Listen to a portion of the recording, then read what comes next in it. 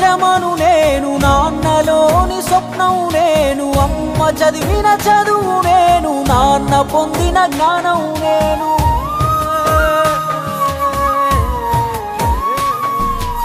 అమ్మనే తురుసుక్కను నేను, నాన్న కండర ముక్కను నేను, వాళ్ళు కరిగి నీరవుతుంటే పెరుగుతున్న మొక్కను నేను.